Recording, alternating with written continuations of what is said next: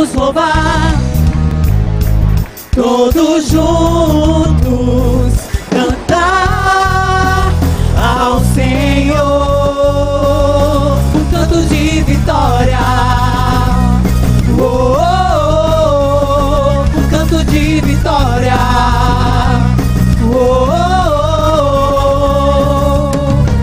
Tu és o nosso eterno Deus, e brilha em nós a luz, e que o mundo veja. A nossa esperança és, suportaste a cruz pra salvar o mundo. Aleluia, Cristo vivo está.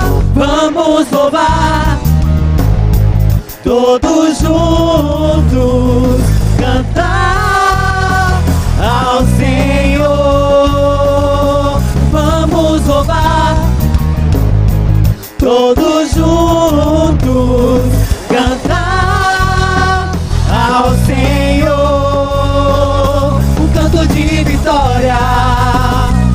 Oh, oh, oh, um canto de vitória. Oh, oh, oh. A nossa esperança és, suportaste a cruz pra salvar o mundo. Aleluia, Cristo vivo está. Ele está. Vamos louvar todos juntos, cantar ao Senhor. Vamos louvar todos juntos, cantar ao Senhor um canto de vitória. Oh, oh, oh, um canto de vitória. Oh, oh, oh, oh, oh. Vives tu em mim, é o poder da tua vitória. Oh, oh, oh.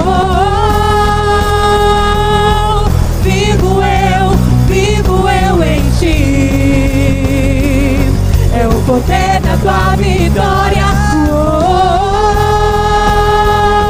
oh. Vives tu em mim, pelo poder da tua vitória. Oh, oh, oh. Vivo eu em ti, é o poder da tua vitória.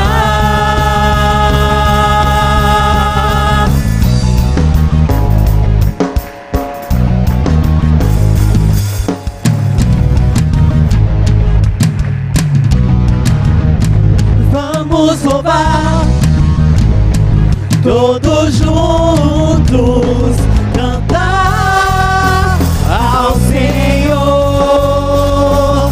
Vamos louvar todos juntos, cantar ao Senhor um canto de vitória.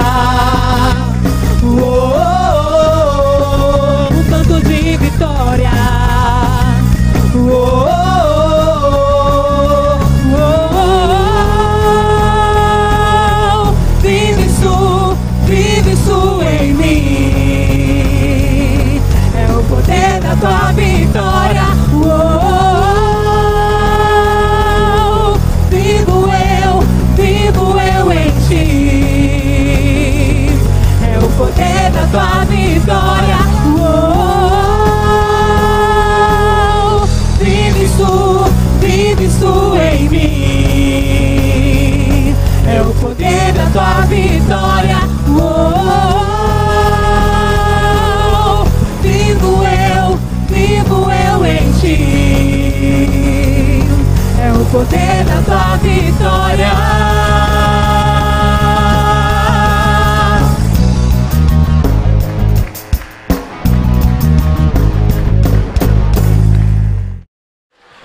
Glória a Deus, Pai, nós te louvamos, te agradecemos, Pai, pelo privilégio que temos de estarmos aqui, de honrarmos ao Senhor, de honrarmos nossos irmãos, de honrarmos a Ti com os nossos dízimos e ofertas. Abençoa, Pai, a nossa oferta, continua multiplicando em nossas vidas, na vida da Tua obra, para a glória do Teu nome, Senhor. Fala agora ao nosso coração. Eu declaro, Pai, a minha total dependência do Senhor, que o Teu Espírito Santo, Pai, esteja aqui falando aos nossos corações. Essa é a nossa oração, em nome de Jesus. Amém.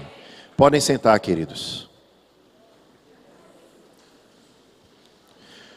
Nós vamos falar nessa noite sobre o poder da unidade, e o texto que a gente vai ler está em Marcos, capítulo 3, do versículo 22 ao 26.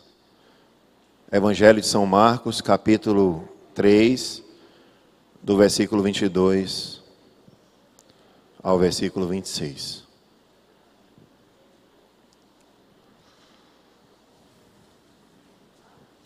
O texto diz o seguinte: os mestres da lei que haviam descido de Jerusalém diziam: ele está com Beelzebu, pelo príncipe dos demônios é que ele expulsa demônios.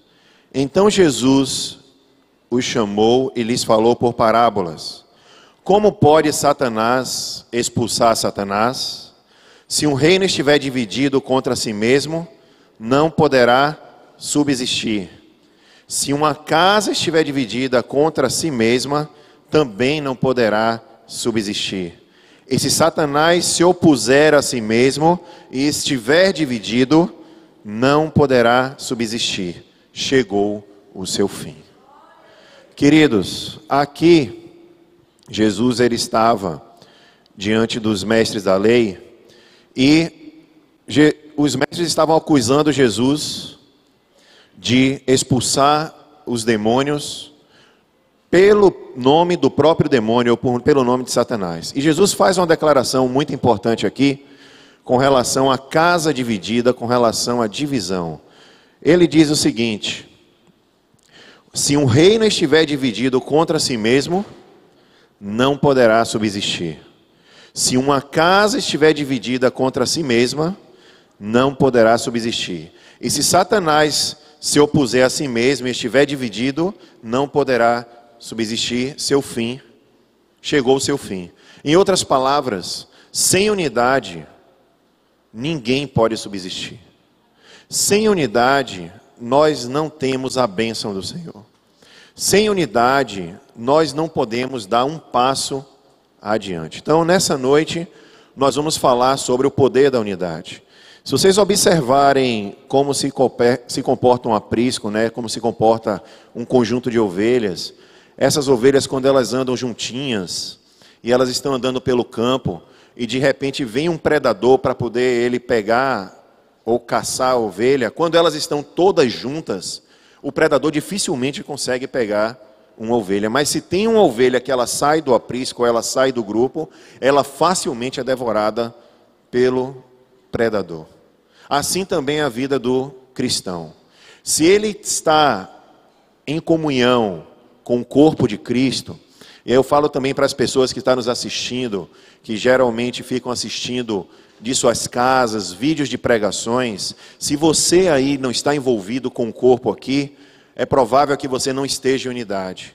E se você não estiver em unidade com o corpo, você é uma presa fácil para os predadores, ou para o inimigo, ou para Satanás. Então é muito importante que nós congreguemos, é muito importante que nós busquemos a unidade. E unidade não é só congregar, a gente vai falar sobre isso aqui. Mas nós precisamos andar em unidade, nós precisamos nos sujeitar uns aos outros, nós precisamos nos relacionar de tal forma que nós tenhamos unidade. E por quê, né? Por que essa unidade tem tanto poder? Primeiro a gente precisa entender o que é unidade, né? Aqui é o mesmo texto grifado. A palavra unidade, ela tem origem no termo latim unitas e designa a qualidade do que é único ou indivisível. Tem como significado aquilo que é considerado de forma única e não plural, de forma individual e não plural, de forma singular e não plural. O que é que isso significa? Unidade é diferente de uniformidade. Uniformidade, todo mundo veste o mesmo uniforme. A seleção brasileira, a gente viu, né, na última Copa do Mundo, todos de uniforme, estavam jogando ali contra a Alemanha. Eu acho que todos lembram do placar, né? Quanto foi o placar? 7-1. Ali eles estavam vestidos com uniforme, mas eles não estavam em unidade. Já a Alemanha, ela agiu de que forma? Com unidade. Tanto que, quem assistiu o jogo, quando chegou no início do segundo tempo, que já estava 7 ou 6-1, a Alemanha parou de atuar, porque ela viu que seria muito humilhante se ela continuasse daquela forma atuando contra o Brasil. Ou seja, há um poder imenso na unidade. Há um poder imenso quando nós nos unirmos. E, evidentemente, que unidade não está relacionado com você ter a mesma opinião do outro. Não é isso. Mesma opinião, 2 pessoas, 3 podem ter, mas Deus, Ele nos fez diferentes. Então, nós podemos ter opiniões diferentes. É por isso que a gente canta aqui, e na força do Espírito Santo, nós proclamamos aqui, que pagaremos o preço de sermos um só coração no Senhor. Para andarmos em unidade, nós temos que pagar o preço da unidade. E não necessariamente é fazer aquilo que a gente gosta, mas é fazer aquilo que nos faz tornar um. É fazer aquilo que nos une, é fazer aquilo que está de acordo com o querer, não meu, não de acordo com o meu interesse, mas de acordo com a vontade de Deus. Então, tem uma definição que pastor Bira deu, ele mostrou esse versículo lá pelo mês de julho, se eu não me engano, onde pastor Bira falou sobre comunhão, e esse texto ele é muito interessante. Ele diz o seguinte: completem a minha alegria, tendo o que? O mesmo modo de pensar, o mesmo amor, um só espírito e uma só atitude. Nada façam por ambição egoísta ou por vaidade, mas humildemente considerem os outros superiores a si mesmos. Ter o mesmo modo de pensar não significa ter a mesma opinião. No final das contas, é eu inclinar a minha opinião a um outro modo de pensar. Por isso que diz, considere os outros superiores a si mesmo. Se eu não considerar o outro superior a mim, eu não posso ter unidade, eu não posso ceder na minha opinião para poder me tornar um com o meu irmão. Então, as grandes fortalezas do mundo, elas estão ou elas vivem sob unidade. Por exemplo, uma família que não tem unidade, ela se destrói. Uma empresa que não caminha em direção a uma única visão, a andar de acordo com um único projeto, ela se destrói. Qualquer organismo, qualquer grupo que andar sem unidade, ele se autodestrói.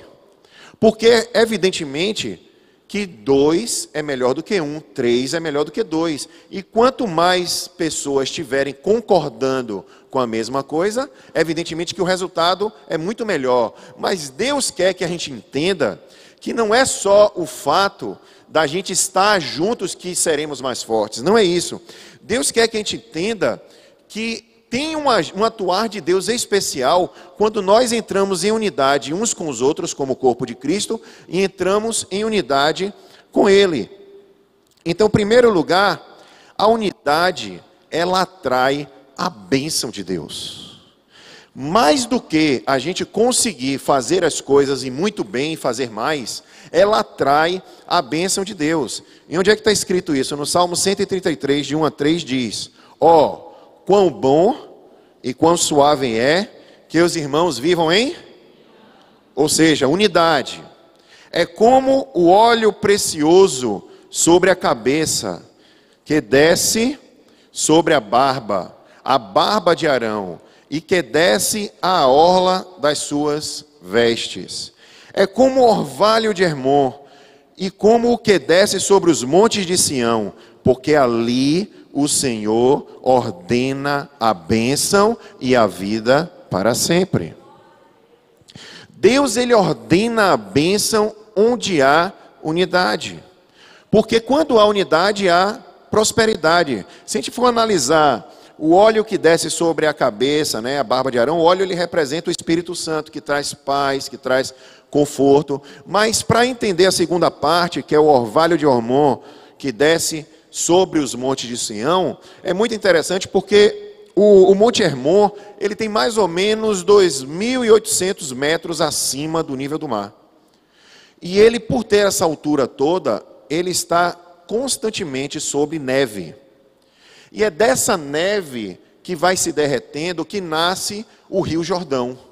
E o Rio Jordão, por onde ele passa, ele traz prosperidade, ou seja, a região ela é montanhosa, ela é toda diferente, ou seja, ela tem opiniões ou modos de pensar diferentes, mas ela está unida em uma única água que desce lá do Monte Hermon, vem pelo Rio Jordão, que morre lá no Mar Morto, mas que ele passa pelos montes, né, de Sião e deixa vida em todo o seu redor, contrastando completamente com a zona desértica que está em toda a periferia do Rio Jordão. Então, em outras palavras, a bênção do Senhor está quem opera sobre a mesma linha, sobre a mesma unidade, sobre o mesmo propósito, sobre a mesma visão. Deus, ele ordena uma bênção.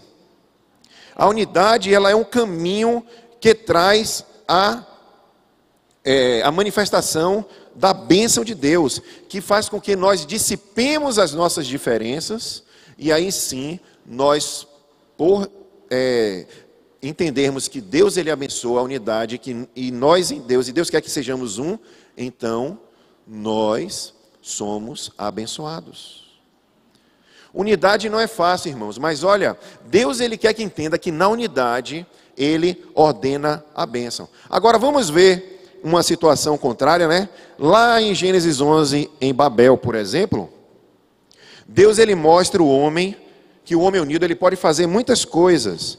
Nós precisamos entender que nós unidos com ele e com Jesus nós podemos experimentar. Olha o que está escrito aí em Gênesis, capítulo 11, do versículo 6 a 7. E disse o Senhor, eles são o quê? Um só povo, e falam uma só língua, e começaram a construir isso. Em breve, olha o que diz o texto, nada poderá impedir o que planejam fazer. Ou seja, a união daquele povo, o fato deles falarem uma única língua, deles estarem em concordância, nada iriam impedir do que eles planejavam fazer. E aí o que é que o Senhor faz? Venham, desçamos e confundamos a língua, que falam para que não entendam mais uns aos outros. Ou seja, onde há divisão, há falta de poder. Se onde há união, nada pode impedir quem se une, quando há divisão, e foi isso que Deus fez lá em Babel, dividiu através da diferença de línguas, então ocorre o quê? Não há mais poder. Então, e essa é uma condição também para a nossa vida ser abençoada. Se a gente está unido com o corpo de Cristo, vivendo no mesmo propósito, a sua vida será uma bênção. A minha vida será uma bênção na medida que eu estou em unidade com o corpo. Mas quando eu não estou nessa unidade, não há bênção para a minha vida. Não há bênção. Olha, irmão, você pode orar, você pode jejuar, mas sozinho, sem experimentar como é que eu posso dizer, a luta que é viver em unidade, e essa é a luta que nos transforma à imagem de Cristo. Sem essa experimentação, não tem como nós experimentarmos a bênção de Deus. Segundo, a unidade, ela atrai a glória de Deus, ela atrai a Shekinah, ela atrai a presença de Deus. Há textos na Bíblia que falam de manifestações singulares de Deus, e você percebe nesses momentos, momentos de visitação. Você percebe que pelo fato deles estarem unidos, houve uma visitação, houve um enchimento da presença de Deus. Vamos ver alguns exemplos. Por exemplo, em Atos 1,14, ali um pouquinho antes do Pentecostes, olha o que diz o texto: todos estes perseveravam de que forma? Unanimemente. Eles não só perseveravam, mas perseveravam unanimemente em oração e súplicas com as mulheres e Maria, mãe de Jesus, e com seus filhos e irmãos. E depois, olha o que acontece, Atos 2, de 1 a 2 e a parte 4a. E, cumprindo-se o dia de Pentecostes, estavam todos de que forma? Concordemente. Não, concordando tudo um com o outro. Todos na mesma concordância, todos no mesmo espírito, todos no mesmo modo de pensar, todos na mesma atitude, de acordo com o que te leu em Filipenses. Então eles estavam todos concordemente no mesmo lugar. E de repente veio do céu o quê? Um som, como de um vento veemente e impetuoso, e o que aconteceu? Encheu toda a casa em que estavam assentados. Todos ficaram cheios do Espírito Santo e começaram a falar em outras línguas. Irmãos, aí o segredo do avivamento. Não é só oração, não é só jejum. É preciso ter unidade. É preciso estar unido, junto, querendo a mesma coisa, buscando o mesmo propósito. O avivamento espiritual é aquele que vai nos transformar à imagem de Cristo. Avivamento, irmãos, não é só um enchimento do Espírito Santo que vem por um momento e depois deixa a gente, não. Avivamento é aquilo que nos faz permanecer o tempo inteiro cheios da presença do Espírito Santo. E para que nós estejamos cheios da presença do Espírito Santo, nós precisamos estar cheios de unidade. O tempo inteiro em unidade. Ou seja, antes de você discordar de seu irmão, pense 10.000 vezes antes se o problema não está em você. Antes de você achar que seu irmão está errado e você está certo, pense se o problema não é com você. Porque a Bíblia diz que nós devemos considerar o quê? Os nossos irmãos de que forma? Superiores a nós mesmos. Então aí está o segredo do avivamento, a unidade. Em Atos 4, Pedro e João, eles foram presos, ameaçados para não pregar e não falar o nome de Jesus. Eles foram liberados depois de açoitados com a proibição de falar o nome de Jesus. Olha só, Atos 4, 23 e 24. E soltos, ou seja, Pedro e João, foram para os seus e contaram tudo o que lhes disseram os principais dos sacerdotes e anciãos. E, ouvindo eles isso, de que forma? Unânimes, levantaram a voz a Deus e disseram: Senhor, Tu és o Deus que fizeste o céu e a terra e o mar e tudo o que neles há. Não foi um coral, mas como eles estavam se movendo em unidade, eles estavam juntos ali em unidade, o Espírito Santo os guiaram a se moverem em oração. E aí todo o grupo estava orando o quê? A mesma coisa. Olha aí, ouvindo isso, eles unânimes levantaram a voz a Deus. Ou seja, eles oravam a mesma coisa. E a Bíblia diz que enquanto eles estavam ali unânimes, o que é que aconteceu?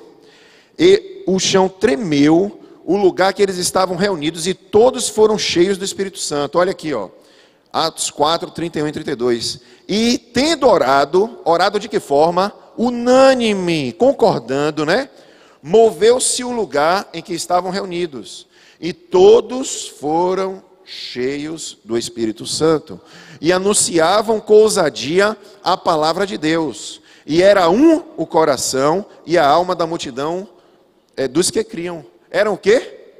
Um.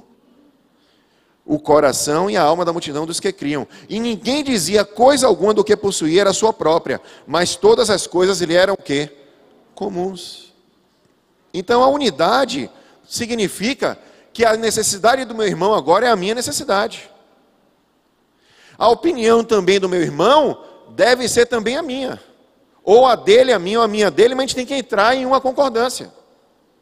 A gente precisa buscar ceder, buscar se submeter em prol de uma presença maior do Espírito Santo em nossas vidas. Olha o que está escrito em Mateus 18, 19 e 20. Também digo que, se dois o quê? Concordarem na terra em qualquer assunto sobre o qual pedirem, o que é que diz o texto? Isso será feito a vocês por meu Pai que está nos céus. Pois onde se reunirem 2 ou 3 em meu nome, ali eu estou no meio deles. Então, quando a gente concorda, se 2 ou 3 concordarem, é aquilo, né? Se o que está ligado na terra, será ligado no céu. Quando há uma concordância, quando há unidade, há o poder não só da bênção de Deus, mas também da presença de Deus. Porque ele está dizendo aqui, ó, isso será feito, bênção. E depois ele diz, ali eu estou no meio deles, presença. Se dois de vocês concordarem na terra em qualquer assunto. Concordar não significa dizer que tiveram inicialmente a mesma opinião, mas depois passaram o quê? A ter a mesma opinião e a concordarem uns com os outros. Então, outra situação, quando Salomão consagra o templo, os sacerdotes eles oravam uníssonos a Deus, em harmonia, né?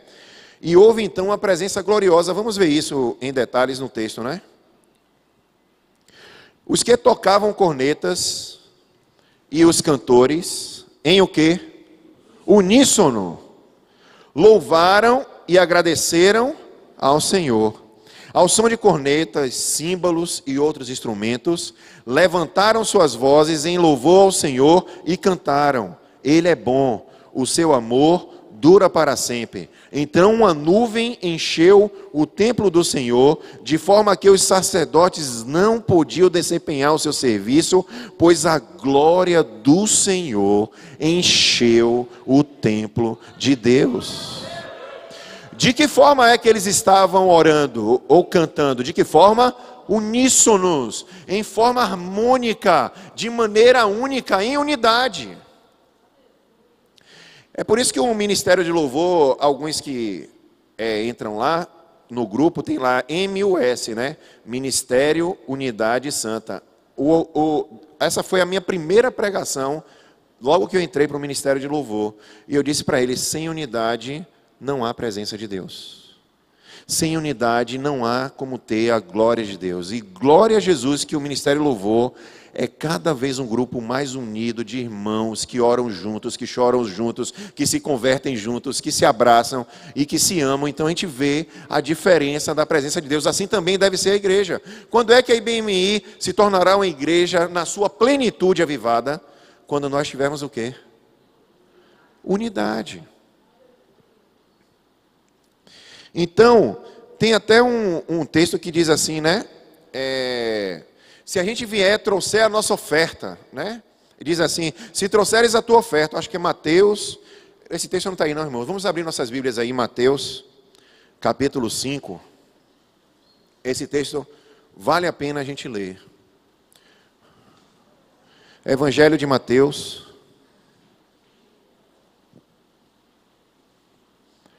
capítulo 5.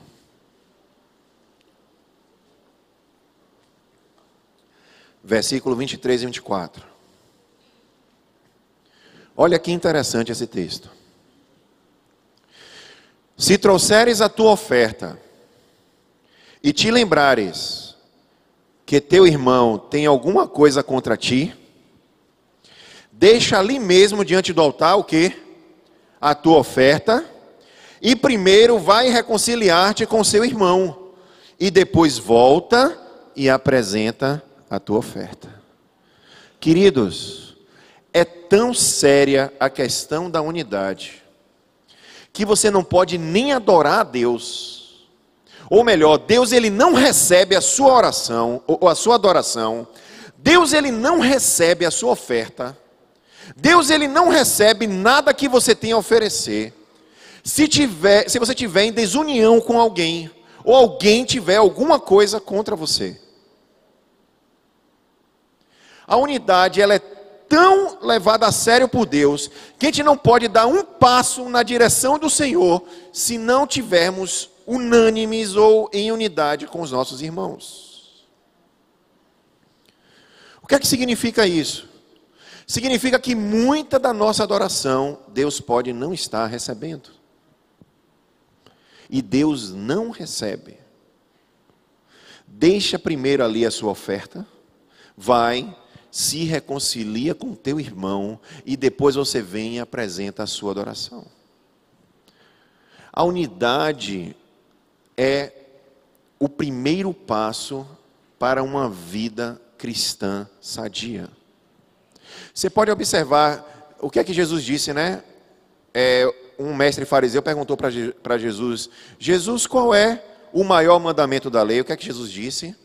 Amarás ao Senhor teu Deus de todo o teu coração, com toda a tua alma e com todo o teu entendimento. E o segundo mandamento, semelhante a esse, é muito importante colocar essa palavrinha, semelhante a este, é amar a teu próximo como a ti mesmo.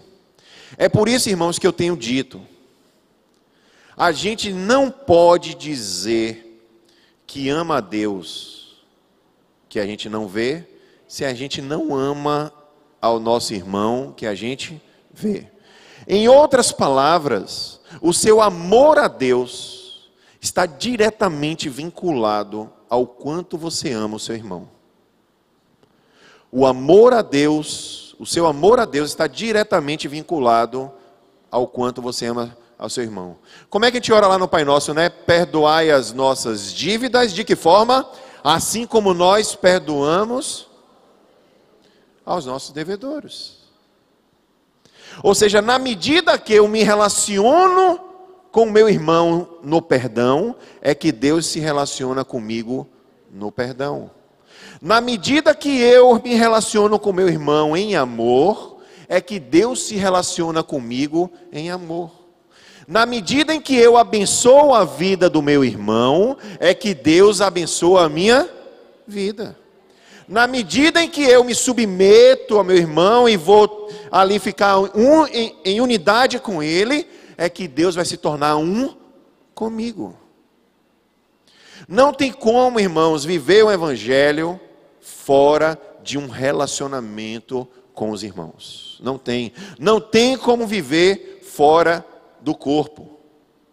Uma pessoa fora do corpo, ela fica doente. Eu estava ouvindo uma pregação de um pastor, não me lembro o nome. Ele falou o seguinte: se você tiver um problema no seu braço, um ferimento no seu braço, ele só pode ser resolvido por um médico lá em Brasília. Você vai cortar seu braço, mandar seu braço para Brasília, consertar o seu braço lá e depois voltar a encaixar? Não tem como. O que é que vai fazer? Vai todo o corpo. O que acontece quando o irmão está ferido? Todo o corpo se move para poder curar a ferida. Quando as pessoas estão abatidas, todo o corpo se move para poder trazer para a unidade. Assim também, quando um está ferido no corpo, todo o corpo sente. Então é por isso que a luta pela unidade, ela é uma luta de todos, porque todos nós fazemos parte do mesmo corpo. Se eu não tiver em unidade com o pastor Edinaldo e com o pastor Bira, a gente não pode fazer nada aqui em cima. Se nós quatro, né, eu, pastor Edinaldo, pastor Bira e pastor Elis, não estivermos em unidade, não tem como ter presença de Deus na igreja. Se a igreja não tiver em unidade, não tem como ter presença de Deus na igreja. Se o marido não estiver bem com a sua mulher, não tem como ter presença de Deus na sua família. A bênção e a presença de Deus depende de uma relação de unidade. Não adianta ter uma relação individual com Deus, essa relação não resolve, ela não atrai a presença de Deus. O que atrai a presença de Deus é a unidade. Terceiro, a unidade, ela revela Cristo.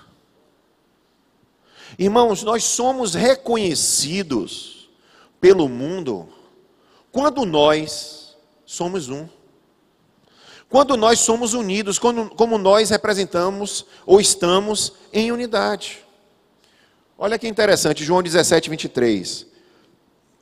Que eles sejam levados à plena o quê? Unidade.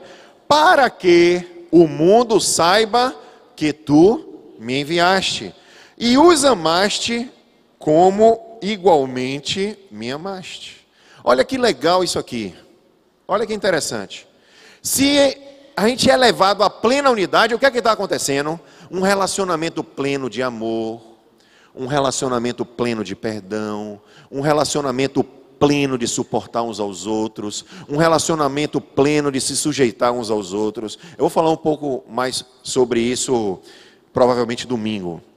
Nós estaremos um pouco mais sentindo a dor do outro, orando uns pelos outros. Então, esse relacionamento de amor, o que é que transparece para o mundo? Transparece que foi Deus que enviou Jesus, porque nós fazemos isso por causa de Jesus, e não só isso, que o amor de Deus para com eles é o mesmo que o amor de Deus para com Jesus. Em outras palavras, a unidade mostra que Deus ama o mundo. Então, quando nós somos um, nós revelamos Cristo para o mundo. Querem outro exemplo? João 17, 20 e 21.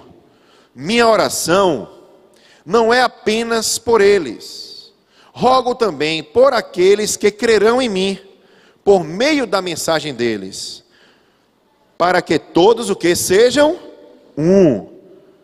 Pai, como tu estás em mim e eu em ti, ou seja, assim como Jesus está no Pai e o Pai estava em Jesus, assim também nós devemos ser um, que eles também estejam em nós. Ou seja, quando nós formos um e estivermos em Jesus, nós também estaremos nele, para que o mundo creia que tu me enviaste. Ou seja, dessa forma, em unidade, o mundo passa a acreditar e ver Cristo em nossas vidas.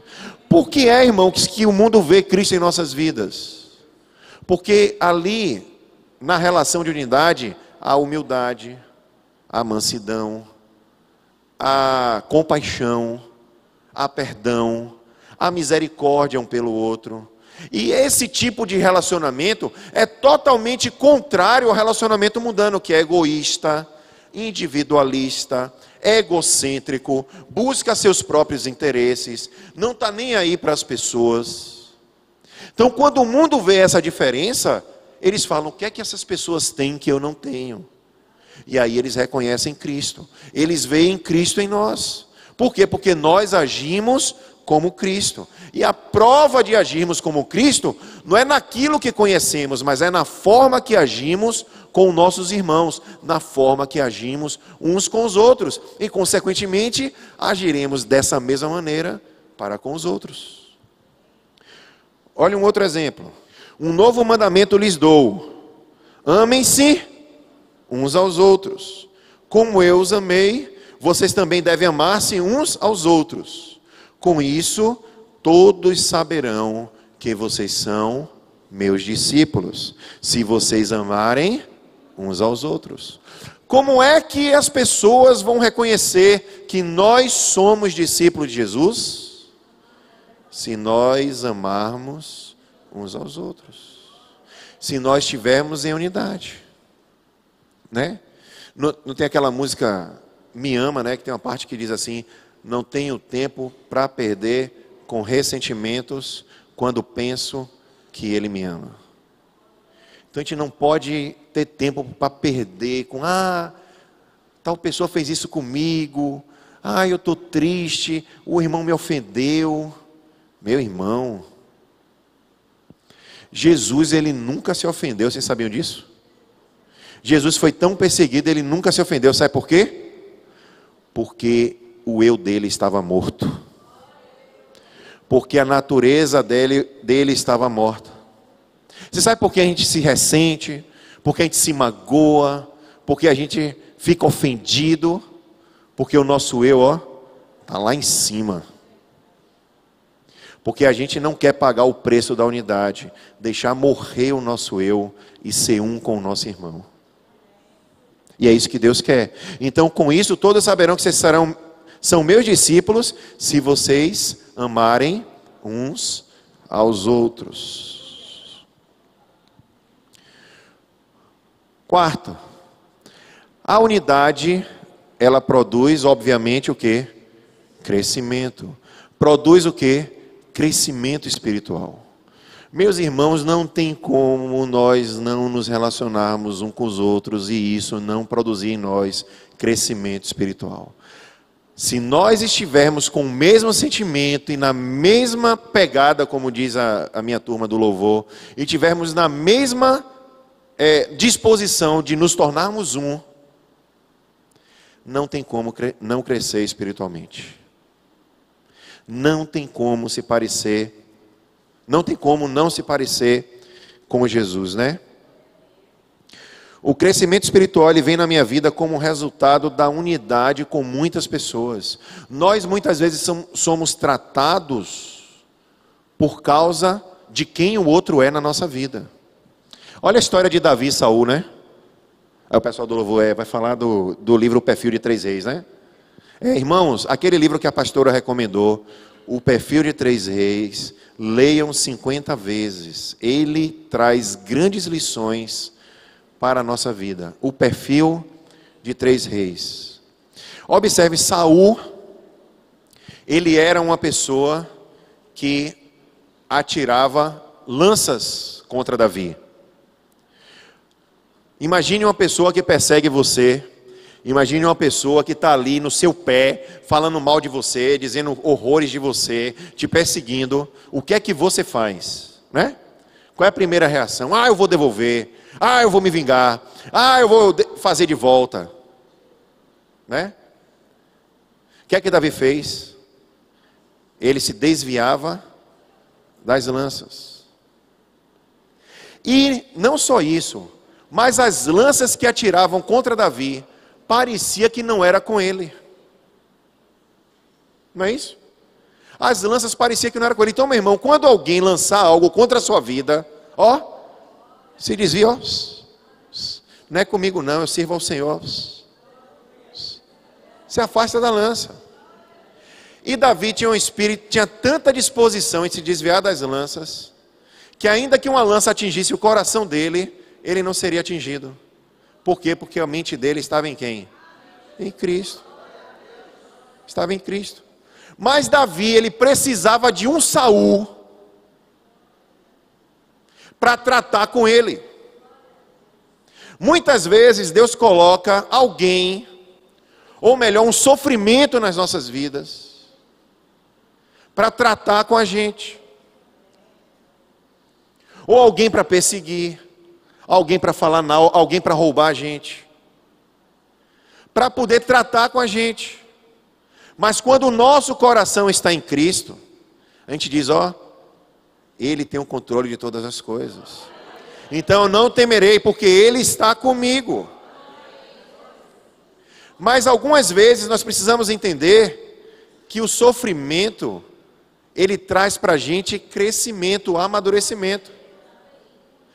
Gente, o sofrimento deveria ser algo. Eu vou falar sobre isso também em outro culto. Vou falar sobre sofrimento, pastor. O sofrimento deveria ser algo, quando ele aparecesse, a gente, hey! Você sabe por quê? Porque é a adversidade que faz a gente crescer. É a dificuldade que faz a gente amadurecer. Então a gente devia ficar assim, eu quero sofrimento! Misericórdia, tem gente que fala misericórdia. Né? Meu irmão falou isso com muito temor, sabe por quê? Porque quando eu sofro eu fico todo me doendo, minha esposa que sabe. Todo me doendo e fico buscando assim, Deus, eu sei que o Senhor está comigo, ela me encoraja. A vida é uma luta.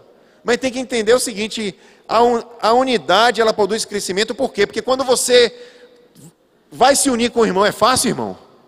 É fácil? Quando você casa, são duas pessoas diferentes, é fácil? É prova. É prova. Né? Mas quando você está ali, naquele sentimento de ser um, Não, eu quero ser um com Ele. Eu quero ser um com minha esposa. Eu quero ser um com meu marido. Eu quero ser um com meu irmão. O que é que acontece em você? Você começa a morrer. Você começa a morrer. E morrer significa o quê? Que a presença de Deus vem sobre você. Quando você busca a unidade, quando você busca considerar o outro superior a você, é a presença de Deus que vem sobre você, e você fica cada vez mais parecido com Cristo, e você amadurece, e você cresce espiritualmente.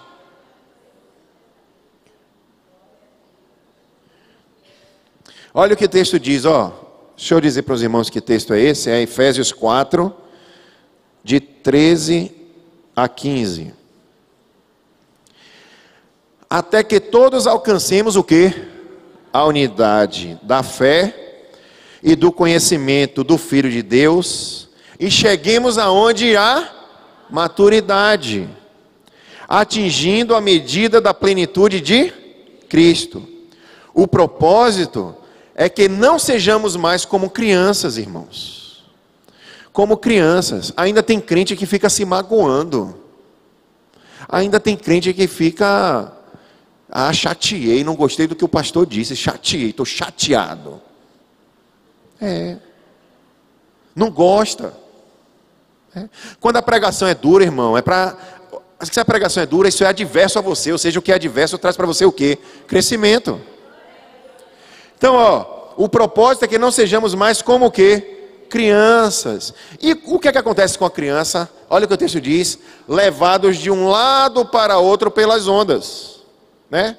O pastor chega, você é de um ministério, o pastor chega, olha, você vai ficar um pouquinho afastado do ministério, vai sentar no banco para você aprender qual é o valor que tem ministrar. Aí o que é que a pessoa faz?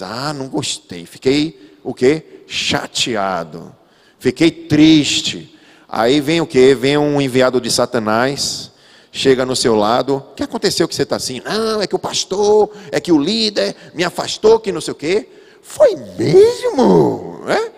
Aí começa, mas é um absurdo. Aí fica ali, né? Não é assim, gente, ou não é? Aí você isso é injusto, né? É injusto. Aí começa a se unir, aí você começa, não, eu agora vou me virar contra ele. E aí está causando o quê? Divisão. Aí você começa, né? Não, é verdade, isso que o líder fez comigo é injusto, eu não quero saber mais de me relacionar com ele, vamos ver o que é que os outros acham. Aí começa a querer criar o quê? Grupinhos, né? Grupinhos. Aí você começa a se unir com aquele grupinho rebelde, né? Que começa o quê? A maquinar o mal, dizer, não, é isso mesmo, não considera... assim como Davi considerou Saul como ungido, esse grupinho ele não considera um pastor como ungido, ele não considera um irmão como ungido, ele não considera um liderado como ungido. Não, ele acha que ele só é ungido, ele acha que ele é ovelha e todo mundo é bode.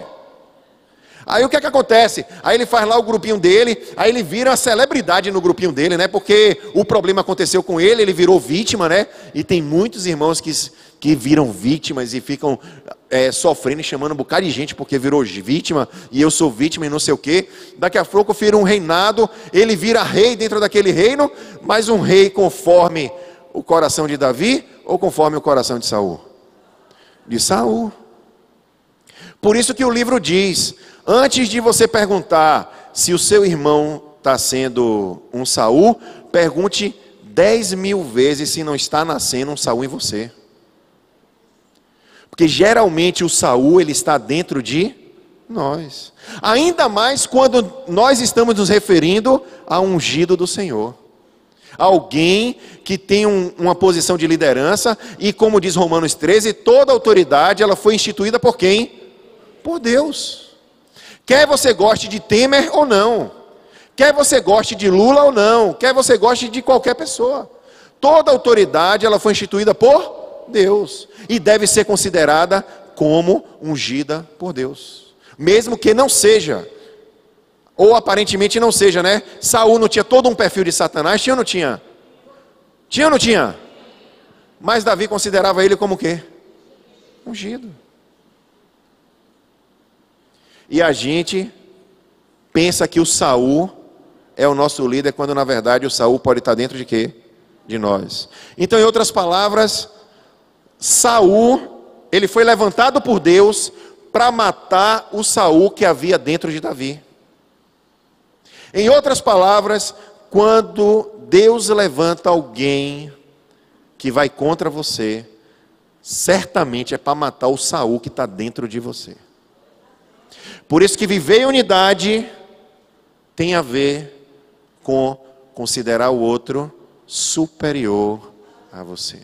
Considerar o outro ungido. E dentro de você, ver se você está agindo como Davi ou está agindo como Saul. Se realmente Saul é quem está fora ou quem está dentro. Então o propósito é que não sejamos mais como criança, levados por essas conversas moles aí, né? Pelas ondas, nem jogados para cá e para lá, por todo o vento de doutrina e pela astúcia e esperteza de homens que induzem ao erro, que é isso que eu estou falando, né? Às vezes a gente é conduzido por pessoas que nos induzem a errar. Porque você tem um pensamento lógico, aparentemente correto, mas nem sempre você está com a razão. E eu digo uma coisa sempre para as pessoas que me cercam, que estão mais próximas. Nem sempre estar com a razão é fazer o que é certo. Eu vou repetir. Nem sempre estar com a razão é fazer o que é certo. Por quê? Porque talvez a sua razão possa ser a razão de Saul. Então tome muito cuidado, a gente é cheio de lógica, cheio de racional, mas o nosso racional, na maioria das vezes, principalmente quando se refere ao ungido do Senhor, certamente somos nós que estamos errados. E Davi, ele agiu dessa forma com Saul. Não importava para Davi se todos ao redor dele consideravam ele como um rei louco. Era ou não era? Consideravam ou não consideravam? Para todos os outros, Saul era o rei louco. Mas Deus estava usando Saul para matar o Saul que havia dentro de Davi. E muitas vezes Deus usa um líder, Deus usa um irmão, Deus usa alguém até do inferno de Satanás para poder matar o Saul que está dentro de você. E aí, sem unidade, você vai ter a bênção de Deus? Não. Você vai ter a presença de Deus? Não. Sem unidade, não tem como viver. Tem que ser debaixo da bênção do Senhor. Então temos que tomar muito cuidado com quem é que a gente está se juntando. Se é gente que está buscando o próprio interesse, ou é gente que está buscando a unidade em Cristo. Essa unidade em Cristo é que é dura, meus irmãos. É que requer que você também morra. Que o Saul que está dentro de mim morra. E que Deus, ele realmente apareça. Efésios 5, 18 a 21 diz: E não vos embriagueis com vinho, em que há contenda. Em que há contenda é o quê? Divisão. O que é o vinho aqui? O vinho é as distrações, as coisas que te tiram do propósito, né? Não se embriagar com essas coisas que te tiram do propósito da unidade. Mas, o que é que o texto diz? Enchei-vos do Espírito, que foi o que o pastor Edinaldo vem pregando. Agora olha o que diz, olha o texto continua. Falando entre vós o quê? Salmos, hinos e cânticos espirituais. A gente lembra lá dos cânticos que o povo estava cantando para Deus, de que forma? Uníssona. Então aqui o sentido é o mesmo, ó. Falando entre vós em salmos, hinos e cânticos o quê? Espirituais, de forma uníssona, cantando e salmodiando ao Senhor no vosso coração, dando sempre graças por tudo a nosso Deus e Pai, em nome de nosso Senhor Jesus Cristo. E olha que palavrinha interessante. Como é que a gente vai deixar de se embriagar, deixar de se dividir e se encher do Espírito Santo? Ele diz o quê? Sujeitando-vos uns aos outros no temor de Deus. De novo, sujeitando-vos uns aos outros no temor de Deus. Você quer ser cheio do Espírito Santo? Você quer ser uma pessoa avivada?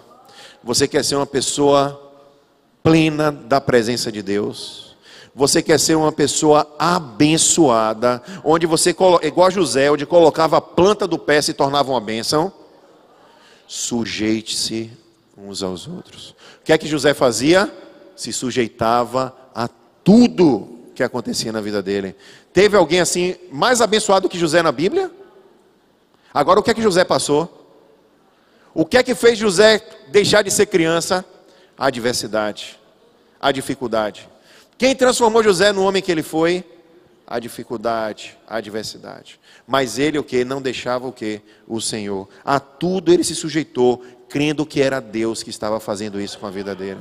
Então tudo na nossa vida nós devemos creditar a Deus. Deus ele tem o controle da nossa vida. Deus é quem sabe tudo que acontece e que vai acontecer. Deus ele não dá nada para nós além daquilo que podemos ou que possamos suportar. Então é Deus, meus irmãos, Deus que tem o controle. Importa que ele cresça e que eu diminua, porque é assim que a gente entra na plena unidade. Queremos ser uma igreja cheia do Espírito Santo, nós temos que aprender a se levantar da nossa cadeira e sentar do lado do irmão que a gente não conhece, ou a pedir perdão a alguém que a gente viu e não foi com a cara, ou alguém que não olhou para a gente, ou até às vezes o pastor que passou e não falou com você, você se magoou, ficou magoadinho. Você matar esse eu dentro de você e dizer: olha, eu sou um com meu pastor, com meus pastores, eu sou um com meus irmãos, eu sou um com meus liderados, eu quero viver numa igreja plena e cheia da presença do Senhor. Amém? Ao invés de ficar criticando, ao invés de ficar jogando pedra, ao invés de ficar fazendo o que quer, temos que dizer: eu quero fazer a vontade do meu Senhor. O que é que Jesus disse lá no Getsemane, né? O que é que ele disse? Pai, se possível, afasta de mim este cálice. Era um sofrimento ou não era? Era. Mas o que ele disse? Contudo, não seja feita a minha vontade, mas seja feita a tua vontade. Amém? Vamos ficar de pé. Vamos orar. Paizinho, nós estamos diante da tua presença, rendidos ao Senhor, Pai. E completamente desarmados, Pai. Porque, Deus, muitas vezes não temos agido conforme te agrada, Pai. Mas nessa noite, e neste ano de 2018, o Senhor escreverá uma nova história em nossas vidas. Uma história de bênção, uma história de presença, uma história de vitória, ou de ainda mais vitórias. Porque, Pai, nós entendemos que se não formos um, nós não seremos abençoados. Nós entendemos, Pai, que sem unidade não há a bênção da tua presença, Senhor. Ah, Pai, em nome de Jesus, nós queremos resplandecer Cristo para as pessoas. E a maneira que o Senhor nos ensina que as pessoas verão o Senhor em nós é se nós amarmos uns aos outros, se nós formos uns com os outros. E nessa unidade, Pai, é nessa unidade que nós queremos entrar, Senhor. Queremos amadurecer espiritualmente, Pai. Não queremos ser como criança, Deus, que na menor adversidade já grita, já chora, já acha uma dificuldade, já acha difícil, já sofre. Não, Senhor. Nós queremos entender, Pai, que toda adversidade, que toda dificuldade, muitas vezes, ou na maioria das vezes, é o Senhor quem coloca para que nós venhamos aparecer ainda mais com o Senhor. Pai, aqui está a nossa vida, aqui está a tua igreja, Pai. Trabalha em cada um aqui nessa noite, Pai. Deus, que o teu Espírito Santo se mova agora nestes corações que estão aqui, Pai. Que o Teu Espírito Santo, Deus, traga aos nossos corações um bálsamo do Senhor, Pai. Queremos viver um avivamento genuíno e cheio da Tua presença, Senhor. Ah, Pai, em nome de Jesus, queremos ver uma igreja avivada, Pai. Queremos ser parte de uma igreja avivada, Deus. Queremos participar do Teu mover, Pai. Queremos participar da Tua glória, Senhor. Queremos participar do Teu querer e da Tua vontade, Pai. Não queremos que o nosso eu, o nosso Saul se levante dentro de nós, mas que o Teu Espírito tenha primazia de nossos corações, Senhor. Toda a seta de Satanás contra a nossa mente, toda a influência do diabo, que caia por terra em nome de Jesus, Senhor. E que só haja espaço em nosso coração para obedecer a Tua voz, Pai. Para ser um com os nossos irmãos, Pai. Para negar o nosso eu, Pai. Quão difícil é, Senhor. Mas queremos perseverar, uníssonos. Queremos pagar o preço de sermos um só coração no Senhor, Pai. Nos aviva, Deus. Continua nos enchendo com Teu Espírito. Que a IBMI, Pai, continue sendo uma igreja reconhecida pela bênção da presença do Senhor, Pai. Que cada pessoa que esteja aqui, que cada membro dessa igreja seja parte de um mover grande espiritual em nossas vidas, Pai. Porque nós queremos ser e já somos a partir de hoje um em Cristo Jesus. Glorificamos o Teu nome, Pai, pela Tua palavra, pela Tua grandeza, pelo Teu amor, Senhor. Continua confortando os nossos corações, continua nos enchendo da Tua presença, e que adoremos ao Senhor em espírito e em verdade, que celebremos a Tua presença em espírito e em verdade, que vivamos verdadeiramente o Teu Evangelho, Pai. Essa é a nossa oração, Senhor, em nome de Jesus. Amém. Palmas para Jesus, irmãos.